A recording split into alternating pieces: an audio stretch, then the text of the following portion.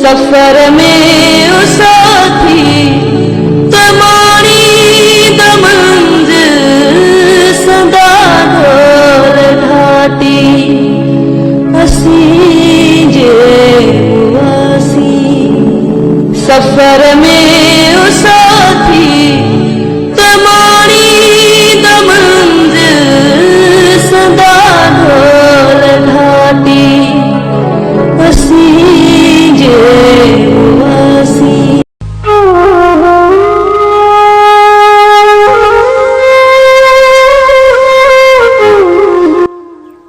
अस्सलाम वालेकुम नाज़रीन, तमाम दुख भरी ख़बर खणी आया हूँ। मशहूर हलवाई मुश्ताक अहमद मल्ला 80 अक्टूबर ते फौत थी वियो।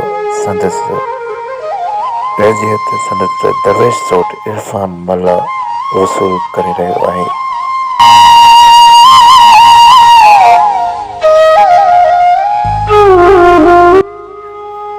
सादी मुतमिन तबीयत जो मालिक मुश्ताक मल्ला कुछ वक़्त बीमार रहण खां पोइ वफ़ात करे वियो। अहिड़ी दुखभर ख़बर ते मल्ला बिरादरी समेत तमामु माण्हू जनाज़े जी नमाज़ में शरीक थिया।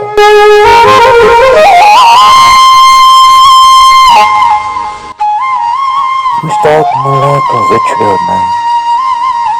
न विसरियो आहीं। अल्लाह तोखे जन्नत फिरदौस में अला मक़ाम